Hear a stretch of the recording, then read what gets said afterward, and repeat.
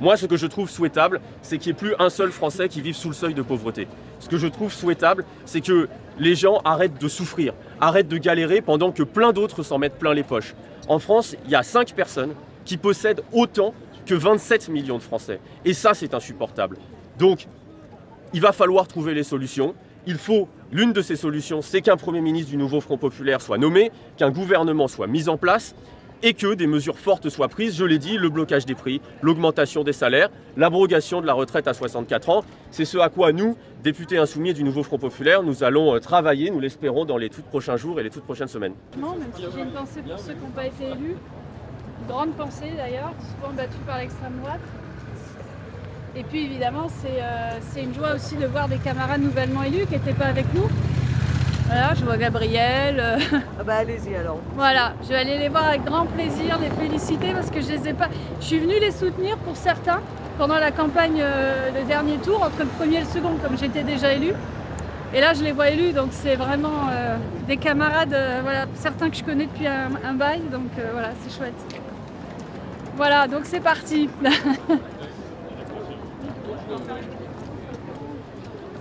Toi aussi.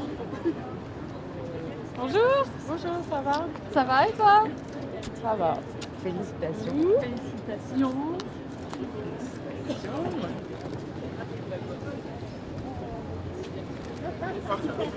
Hey.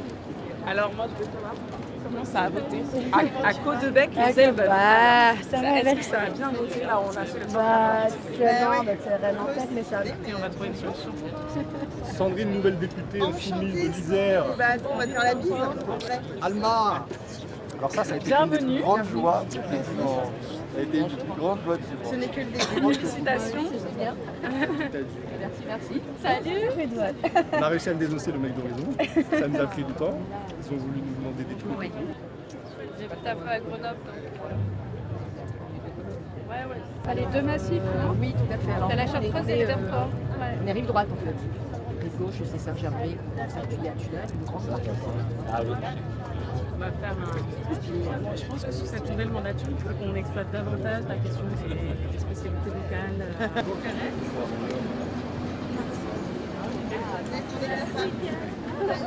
On a remarqué que les femmes sont bien à...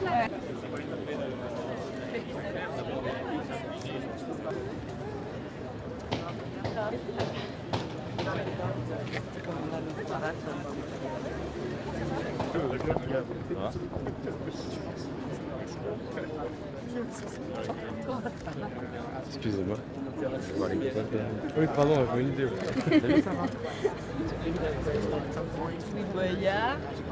Je ne sais plus dans quelle heure. Félicitations, madame Guidé.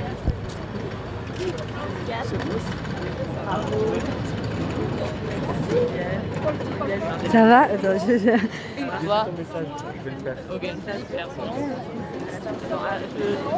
Bravo. Tu vas pouvoir les. Bravo. Vous ressemblez, merci. La tute sur la tête. Est-ce que vous pourriez ne pas...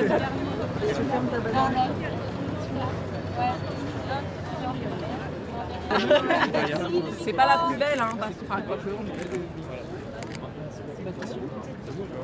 Juste ici, 2 secondes, c'est une bonne image. Allez, tout le monde recule en même temps. Reculez un peu. Allez, recule d'un mètre. Vas-y, si tu recules, il va pas venir à toi. Vas-y, je sens que je suis là. Mettez-vous au milieu dans ce cas-là. Si vous mettez au milieu, on n'est pas vous. Non, on attend. Quelqu'un au milieu. Plus sur... Ça va, merci. Ça va. Bravo, Marie. On se fait des bisous. Félicitations. Bon, comment ça va? Bah écoute, ça va. On a gagné? Bah déjà on a la tête bien en tête pour ça, mais... si jamais je devais t'aider, je le ferais ça. Oui, mais je sais, on a gagné les élections, c'est bien. Salut. Salut Ségolène. Arrête de Attends, il y a Marie qui est là. Félicitations. Bah ouais, on se tout félicite. Bah ouais. Félicite surtout les militants. Oui. Enfin, surtout les militants. Vous êtes aujourd'hui ici. Écoutez, moi j'ai le sentiment de revivre ce qui s'est passé il y a 2 ans, donc un peu de nostalgie forcément, mais je suis pas là dans le même état d'esprit. La dernière fois on y était en se disant qu'on allait être député d'opposition, qu'on allait porter la parole du peuple. Là on y est en se disant en fait nous sommes en tête, nous sommes la première force politique de cette Assemblée nationale, et donc on y va avec l'état d'esprit, on va augmenter les salaires, on va remettre l'impôt sur la fortune, on va faire la gratuité de l'école. Donc j'y vais avec un état d'esprit toujours de combattant, mais cette fois de combattant en tête dans cette Assemblée. Vous dites vous allez faire ça, enfin, ça risque d'être un petit peu dur. Pareil, quand même. Les insoumis n'ont pas peur de l'adversité. Oui, c'est une majorité relative. Le fait est que ça donne la possibilité de former un gouvernement, et je crois que la question du jeu, c'est pourquoi le président de la République joue le pourrissement, tord tous les bons usages républicains. Tout à fait, tu vas bien. Tout à fait. Félicitations. Bonjour, pardon. Allô, ça. Madame Guettet, un mot pour cette rentrée politique. Alors, Je dis bonjour à tous mes camarades, on est très contents, très satisfaits. Ça va. Ça va. C'est un peu oppressant. Non, jamais. Et Béranger, je l'ai perdu. Ah, il est là. C'est... Ça va aller. Ouais, ça va aller. C'est beau gosse, hein? Ah, écoute, je suis pas habitué à travailler comme Je suis trop contente. Le tombeur de... Avec les investitures, et Béranger, je suis allée lui filer un coup de main pendant sa campagne. Il avait face à lui l'extrême droite, la droite extrême, et il a fait une campagne de terrain, de conviction, aussi sur la base de son profil et de ce qu'il défend depuis des années. Il a lutté à la SNCF, sur la question des transports depuis des années, en pointe sur la question de la réforme des retraites. Donc vous voyez qu'on a là un homme compétent pour tout ce qui nous attend dans les mois, dans les années à venir. Exactement. Non, on est très heureux qu'il soit. les insoumis commencent à faire des affiches. Je vais pas vous faire un point presse tout de suite. D'accord. Je venais féliciter mon camarade, je suis bien contente qu'il soit là. Les insoumis, là, vos fans, ils font des affiches de vous pour que vous soyez Premier ministre, ça vous fait quoi? Être dans la situation politique, de trouver les petits chemins qui nous permettront de changer concrètement la vie des gens. C'est ça qui va nous obséder ce matin, parce qu'on va avoir une réunion de groupe après et je pense qu'on en discutera. Gouverner avec 182 députés, ça va être ça justement ce que vous dites, les petits chemins. Il va falloir trouver des petits chemins, mais déjà premièrement on peut faire des décrets, par exemple augmenter les salaires, vous pouvez faire un décret. On peut abroger les décrets d'application de la réforme des retraites. C'est une continuité. Si, c'était mon combat, c'était déjà mon combat. Lutter contre des ministres d'extrême droite dont certains sont des attachés parlementaires depuis des années pour le Rassemblement national, dont certains finissent par être élus par le Rassemblement national. Si, c'est une continuité. Je me suis d'ailleurs rendu en 2022 pour une commission d'enquête sur le terrorisme de l'extrême droite, notamment invité par des députés de la NUPES à l'époque. Donc la situation dans laquelle on est, on l'a dit justement de ce combat-là. On a mené d'ailleurs campagne en 2022 au présidentiel contre le Rassemblement national. Alors on militait pas pour appeler à voter pour un parti politique ou tel ou tel mouvement. En tout cas, on militait contre le Rassemblement national pour démobiliser leur électorat, ce qui a fonctionné. Là, on a milité, on a des fois fait perdre de moitié l'électorat du RN. Là, on a milité. Alors, c'est à petite échelle, c'est du travail de fourmi. Mais si, c'est évidemment une continuité de tout ce travail. Vous allez pouvoir donner des techniques aux députés pour, dans le combat anti-pas, réinventer dans les institutions. Il y a des trucs, je sais pas, genre effectivement garder son calme, ce qui n'a pas toujours été le cas de la FI. C'est la question. Tu vas bien? T'es beau. On m'a dit de me faire beau, je me fais beau. Ça va, Sébastien, tu vas bien? On bordélise un peu. Justement, on parlait du calme dans l'hémicycle. Regardez, on me présente pas bien. L'extrême droite. Non, mais il y a. C'est pas juste la présentation, il va falloir tenir sur la durée. Bien sûr, il n'y aura aucun souci. Vous aimez en permanence sur la méthode de chaise. Ce que vous avez dit aux Français qui se sentent inquiets par ça, ça ressort vraiment tous les jours quasiment. Alors il y a deux choses. Déjà, effectivement, c'est extrêmement violent puisqu'à un moment donné, certains médias ne donnaient même plus mon nom. C'était le candidat fiché S. J'ai encore croisé quelqu'un dans un train qui me dit « Ah, mais c'est vous !» Il ne savait même pas mon nom. Et on a rigolé, il m'a dit candidat fiché S. Bon. Mais après, ce que j'observe le plus sur le terrain, c'est surtout, encore une fois, cette déconnexion entre ce qui se passe dans les microcosmes politiques et médiatiques de notre pays et les gens. Et c'est ce qui s'est passé durant toute cette campagne, c'est qu'on a reçu énormément de soutien Malheureusement, il y a encore une fois une défiance de ce champ politique et médiatique aujourd'hui. Et ouais, effectivement, il y a une déconnexion et les gens ne sont pas affolés lorsqu'on les rencontre. Et surtout, il y a quelque chose qui parle, c'est le terrain. C'est-à-dire, lorsque les gens me rencontrent, ils se doutent bien a priori que je ne suis pas un affreux loustique.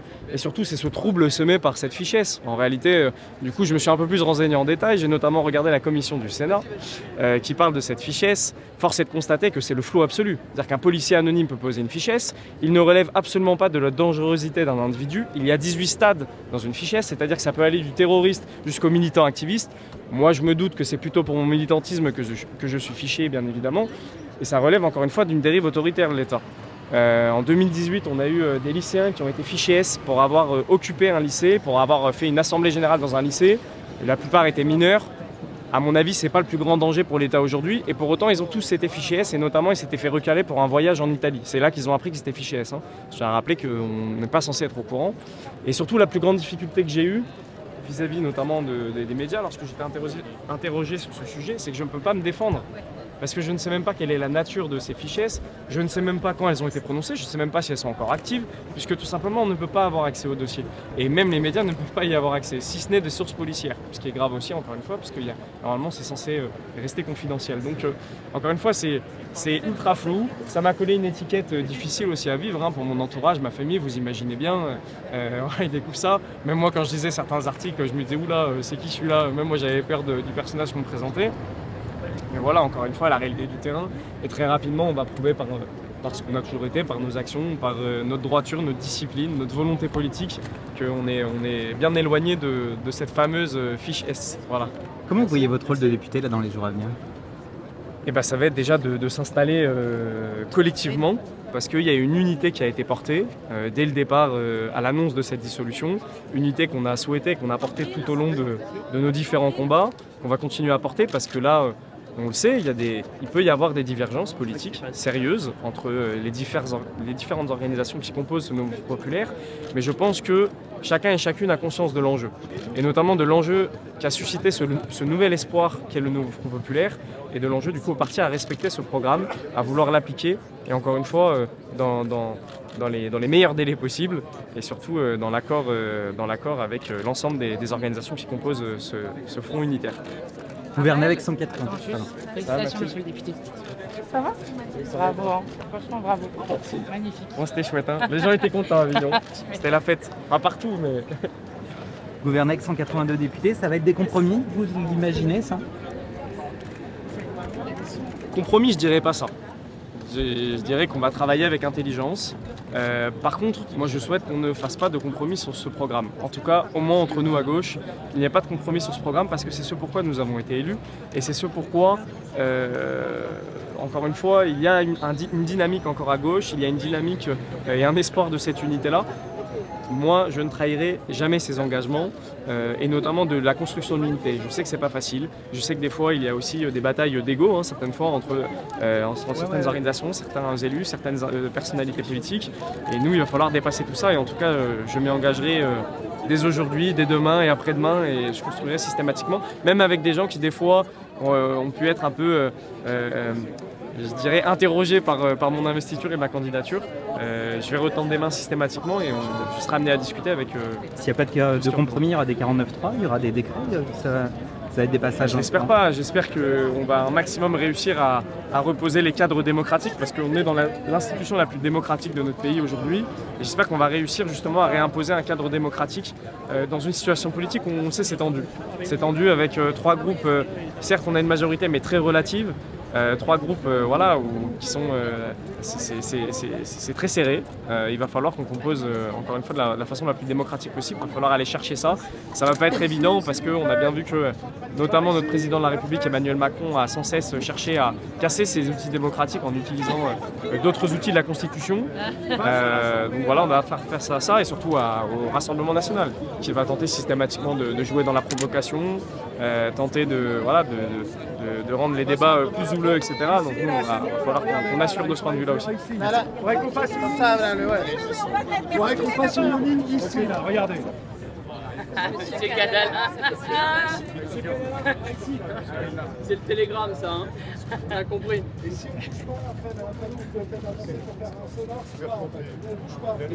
Ouais, je comprends que vous ne puissiez pas bouger là. C'est vous le président du groupe, si je comprends bien alors. Allez, un petit point. Il faut pas trop. C'est bon pour tout le monde? Parfait.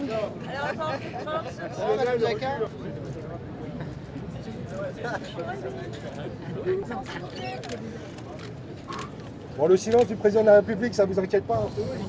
Alors d'abord, donc bonjour à toutes et à tous. Je voudrais vous dire à quel point aujourd'hui est un jour historique, puisque pour la première fois dans l'histoire de la Ve République et même dans notre histoire à nous, les Insoumis rentrent à l'Assemblée nationale non pas comme une force d'opposition à un pouvoir, mais comme une force qui prétend gouverner ce pays. Nous avons gagné les élections législatives. Nous sommes avec le nouveau Front Populaire aujourd'hui la première force politique à l'Assemblée nationale, c'est l'issue du scrutin de ce dimanche, et nous exigeons qu'Emmanuel Macron respecte le vote populaire en choisissant de nommer un Premier ministre ou une Première ministre qui serait issue du nouveau Front Populaire. Et je dois dire que nous vivons comme une anomalie démocratique. Le fait que depuis 2 jours, la Macronie a été battue. Et ce, pendant les élections législatives, mais je le rappelle aussi pendant les élections européennes. Et que depuis 2 jours, le président de la République fait comme s'il ne s'était rien passé dans ce pays, alors que c'est lui-même qui a provoqué cette dissolution éclair, et qu'il fait comme si le vote des Français et des Françaises n'avait pas eu lieu. Nous ne sommes pas d'accord avec ça. Dans une démocratie, la tradition veut que ce soit le premier groupe parlementaire qui puisse gouverner le pays. Et nous, représentants du peuple qui sommes ici, nous faisons rentrer de nouveau des députés de combat, des députés du peuple, pour bloquer les prix, pour qu'enfin les Français et les Françaises puissent respirer. Nous sommes là pour abroger la réforme de la retraite à 64 ans, qui n'a jamais été votée dans ce pays, ni par les représentants du peuple, et qui a été refusée par une majorité de Français. Nous sommes là pour rétablir la retraite à 60 ans pour toutes et tous. Nous sommes là pour enfin restaurer les services publics et notamment dès la rentrée scolaire, rendre l'école totalement gratuite pour l'ensemble des enfants de ce pays. Nous sommes donc dès aujourd'hui à la tâche. Nous sommes à la tâche avec nos partenaires du nouveau Front Populaire. Nous sommes à la tâche avec le groupe Insoumis et nous prétendons toujours gouverner ce pays. Emmanuel Macron doit se plier au choix des urnes. Sur le programme, vous êtes prêt à gouverner, mais pourquoi ça prend autant de temps de sortir un nom, une équipe pour aller à Matignon? Vous savez, nous avons déjà réussi 2 fois l'impossible. Une première fois, lorsque Emmanuel Macron a annoncé la dissolution, personne ne croyait, après une campagne européenne qui a quand même été dure, personne ne croyait que nous arriverions à faire le nouveau Front Populaire.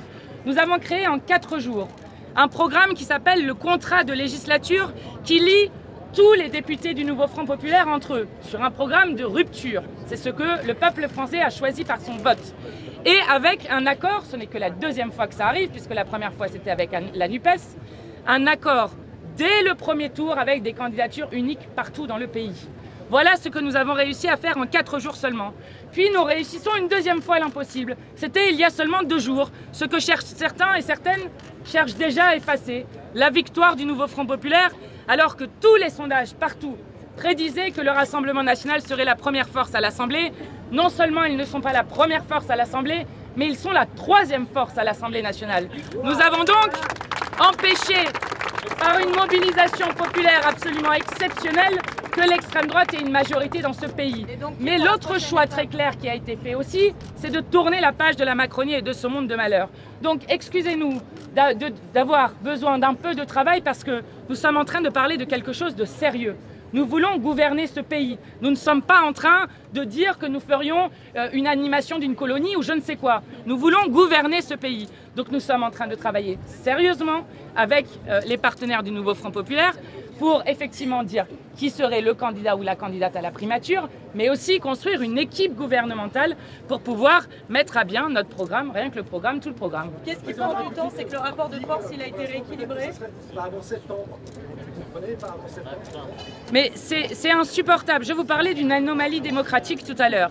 Anomalie démocratique puisque le président de la République fait comme si ce vote n'avait pas existé.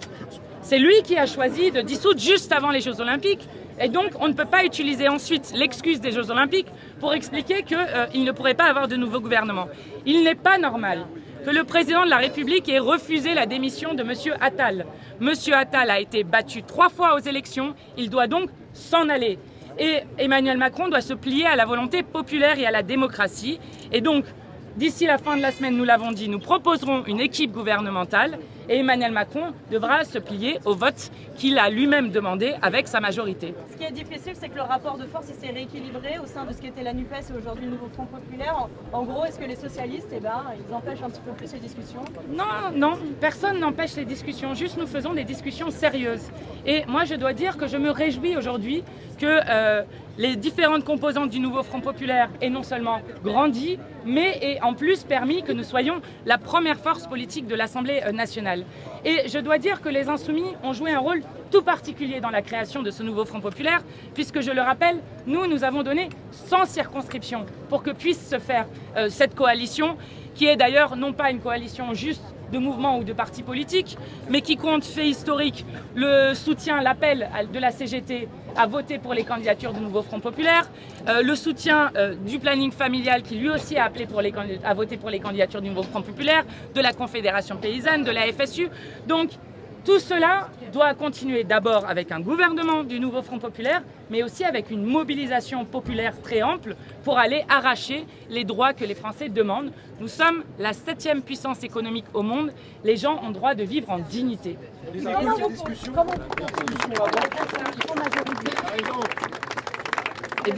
Eh bien, à chaque instant dans l'Assemblée nationale, les groupes parlementaires prendront leurs responsabilités. Et donc, lorsque nous proposerons l'abrogation de la réforme des retraites, il y a une majorité dans cette Assemblée, comme dans la précédente, je le rappelle, c'est pour ça qu'ils étaient passés en force par le 49.3, pour abroger la réforme des retraites. De même, je crois qu'il y a une majorité dans cette Assemblée pour la taxation des superprofits qui nous permettrait ensuite, notamment, de réinvestir massivement dans nos services publics. Donc nous ferons avec ce que compte l'Assemblée, avec ce qui est aujourd'hui le résultat du vote et qui nous permettra de gouverner ce pays puisque nous avons la majorité, certes relative, mais la majorité à l'Assemblée. Et je vous remercie. De Clémentine Autain, François Ruffin, est-ce qu'ils vont être nombreux? Je crois qu'ils ont répondu à la question, la réponse est non. Et c'est leur choix. Voilà. Les écologistes ont demandé de bloquer l'accès du RN au poste clé de l'Assemblée.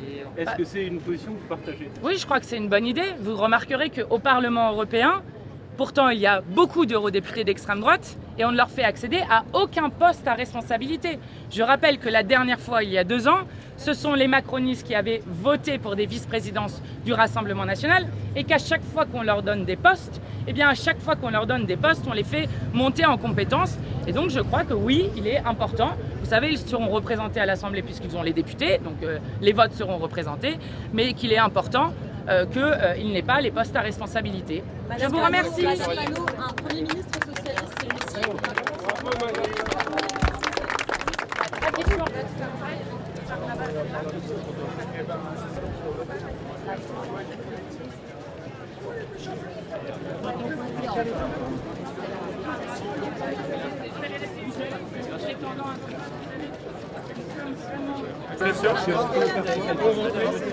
Alors, effectivement, dans le pacte pour négocier et discuter, il y a évidemment le gouvernement, le Premier ou la Première ministre, mais aussi l'équipe du gouvernement. Il y a aussi les postes à responsabilité de l'Assemblée nationale. Et donc tout ça sera travaillé, négocié en commun. On va voir avec une femme, vous êtes d'accord? Oui, on est toujours d'accord qu'il y ait des femmes. Là, il y a de l'obstruction parlementaire. Bonjour. Bonjour. Rebonjour. Monsieur. Bonjour. Ne vous inquiétez pas, vous rentrez à 2. Ça, c'est la campagne. Ça. Pardon, excusez-nous.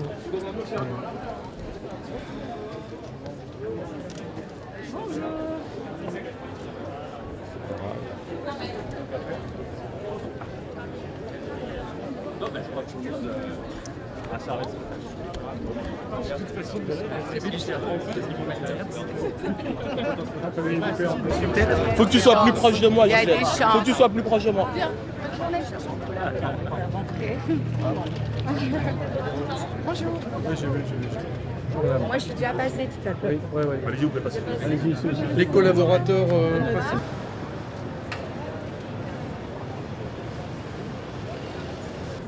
Que les responsabilités se répartissent. Voilà, donc Et qui comme Premier ministre pour intervenir? le programme. Et un insoumis pour incarner le programme? Personne. Oui, d'abord, je vous réponds déjà, le principal, c'est notre programme. Ensuite, traditionnellement, la Ve République, d'ailleurs c'est pour ça qu'Éric Lefort avait fait cette proposition, c'est la coalition la plus importante, et alors à l'intérieur de la coalition la plus importante, le groupe le plus important. Donc, a priori, c'est LFI. Donc je pense que là, le Premier ministre devra venir de LFI. C'est pas ce que disent les socialistes. Les socialistes Oui, sont en train j'entends de bien. revendiquer. Oui, mais c'est une discussion. Moi, je vais vous dire une chose. En tout cas, je reste convaincu. On n'a pas pu faire l'unité alors que personne ne l'attendait, en premier lieu Emmanuel Macron. Faire un programme qui tient la route. En quelques jours, qui tient la route parce qu'en réalité, il s'appuyait sur un programme de la NUPES et ce que nous avions porté. Et ensuite, avoir réussi à, contre toute attente, dès dimanche, à empêcher, à évacuer l'idée de coalition, de bidouilles et autres, on ne peut pas se rater sur le nom d'un Premier ministre. Donc on va y arriver. Vous allez y arriver avant la fin de semaine? Emmanuel Bompard. Et moi je négocie pas, je ne suis pas chef de parti, donc je négocie pas. Mais ça me semble effectivement assez cohérent que tout ça se passe comme ça. Voilà. Encore une fois, moi je pense surtout qu'il faut les gens les plus efficaces et qui, c'est aussi une des raisons pour lesquelles d'ailleurs il me semble que le programme de l'avenir en commun, il s'est poursuivi avec le programme de la NUPES. Il a évolué certes en termes de compromis avec le programme du Front populaire, n'empêche sa base, c'est d'abord parce que LFI a émergé dans la vie politique française et est devenue la principale formation. Donc il vaut mieux avoir un Premier ministre qui se sent en phase totale avec ce programme pour l'appliquer. Et dans quel délai on peut espérer en avoir un alors? D'ici la fin de la semaine, ça me semble raisonnable. Vous allez vous revoir là aujourd'hui ou pas? Il y a des réunions qui sont prévues là-dessus. On n'avance pas à pas. Mais on avance. Hier, on avance. Elle a été annulée, décalée. On sait oui, pas mais trop. ça avance. Croyez-moi, ça avance. Dans le bon sens. Chacun, vous savez, chacun a des responsabilités dans l'histoire. C'est d'ailleurs, moi, j'avais dit, au pire moment de la division de la NUPES, j'avais dit que s'il y avait menace de l'extrême droite, la gauche allait se réunir. Voilà. Et ça s'est vérifié.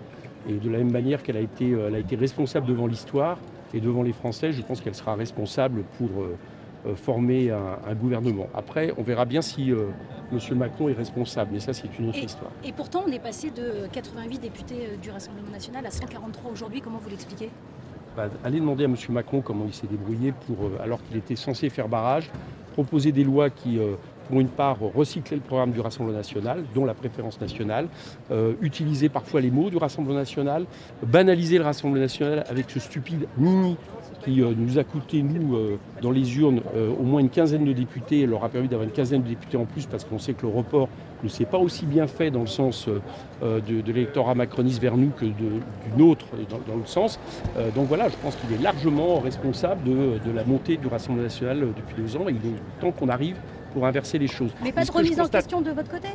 Non, écoutez, la remise en question du côté, c'est nous qui avons sauvé la République dans cette histoire. Je vous rappelle que les premiers appels le dimanche soir au premier tour, c'est celui de Jean-Luc Mélenchon qui dit très clairement qu'on va retirer nos candidats dès lors qu'il y a un risque RN et qu'on fera barrage. Voilà. Le reste a suivi. Donc je ne vois pas, nous, la responsabilité que nous aurions pris. Ceux qui ont pris la responsabilité, c'est ceux qui avaient été élus pour faire barrage et qui se sont débrouillés pour faire monter le Rassemblement national. Mais moi, je vous dis une chose. Moi, je remercie le peuple de France parce que il ne faut pas uniquement regarder la situation par rapport à ce qui se passe en France, il faut la voir en Europe. En Europe, l'extrême droite progressait pas à pas. D'accord ? Et là, c'était le moment de les arrêter. Et c'est ici en France où on les arrête. Il y a un plafond de béton réel, parce que le peuple de France est républicain, et c'est ça qui a montré son choix lors de ces dernières élections. En France, mais en Europe, du coup, parce que du coup, ils sont arrivés en tête aux élections européennes. Oui, d'accord. Je veux dire, c'est pas la même chose si demain une force d'extrême droite gouvernait le deuxième pays par son importance en Europe et un pays dont la tradition est liberté, égalité, fraternité. Si vous voulez, comme séisme politique. Et c'est d'ailleurs pour ça que cette élection a été très regardée dans le monde. Parce qu'il y a un coup d'arrêt qui a été donné et c'est à nous de faire en sorte que ce coup d'arrêt soit définitif. Donc il ne faut pas qu'on se plante. Voilà. Mais M. Macron a sa part maintenant de travail aussi à faire. Il faudrait qu'il arrête de faire les mauvais choix. Vous regrettez l'absence de vos anciens collègues fondeurs Clémentine Autain, François Ruffin. Ah, mais ils sont là, ils sont à l'Assemblée. Alexis Corbière. Non, mais ils ne sont pas dans le groupe. Ils ne sont pas dans votre groupe. Ils ne sont pas dans le groupe. Oui, moi personnellement, je pense qu'il faut qu'on ait le groupe le plus large possible. C'est leur choix, mais moi ce qui me va avant tout, c'est qu'ils sont à l'Assemblée nationale, ils le sont sur le programme du Front populaire. C'est ça que je veux. Au sein du Front populaire et LFI, finalement, la formation qui n'a pas progressé, les écologistes, les socialistes ont progressé, pas vous? Oui, d'accord, ça s'est rééquilibré un peu, mais ça s'est rééquilibré en faveur d'une majorité au nouveau Front populaire. Donc dès lors, ça me va bien. Voilà. Et on reste en tête quand même. On a du mal à comprendre, en admettant que vous ayez un gouvernement, un Premier ministre, comment vous faites pour ne pas être soumis à une motion de censure, tomber à cause de ça, et sans faire de concessions sur votre programme? Eh bien, quelque part, si vous voulez, la responsabilité, elle va revenir maintenant à tous les députés qui sont ici de ce qu'ils veulent faire. Parce que, très franchement, s'il y a une motion de censure, c'est-à-dire si on nous empêche de gouverner, d'appliquer notre programme, qui à mon avis, si on prend toutes les parties de notre programme sont largement majoritaires dans le pays. Je pense qu'il y a une majorité pour l'abrogation de la réforme des retraites, il y a une majorité pour l'augmentation des salaires, il y a une majorité pour augmenter les pensions de retraite, il y a une majorité pour la bifurcation écologique. S'il l'empêche, à partir de là, le pays devient vraiment ingouvernable et celui qui devra en tirer les conséquences, c'est Emmanuel Macron, parce que c'est lui qui sera le problème. Vous espérez donc donner un nom d'un Premier ministre avant dimanche, c'est ça? Je pense que c'est raisonnable. Et ce sera donc pour vous un insoumis? Oui, une insoumis, un insoumis ou une insoumis. Moi j'ai une question pour vous. Bonjour.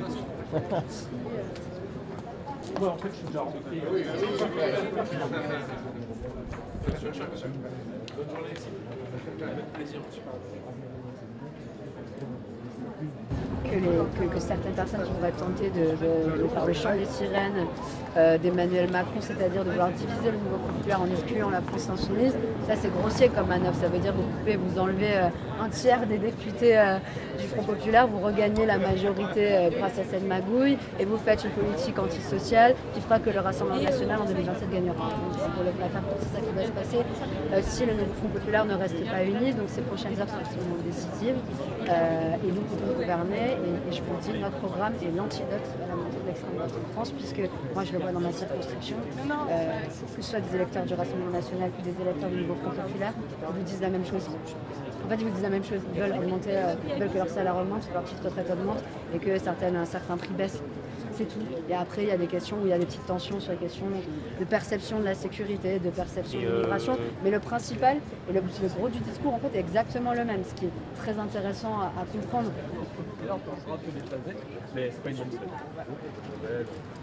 Une tendance à reproduire les mécanismes sociaux, parfois les plus inégalitaires. Ça marche pour les femmes, ça marche pour les candidats de quartier ou des campagnes aussi. Hein. Donc tous ces profils-là, en général, dans l'urgence, effectivement, sont plus défavorisés. Donc, après, je ne peux pas vous en dire plus parce que je vous avoue que j'ai pas d'autres éléments, mais c'est pas une bonne nouvelle. Par rapport à la pression de la société civile, est-ce que vous comprenez que parfois des électeurs, même des gens de gauche, etc., étaient un peu fatigués, soit des règlements de compte, soit des pics, soit même toute la polémique sur les purges, etc. Est-ce que vous comprenez que des fois ça a pu fatiguer le peuple de gauche?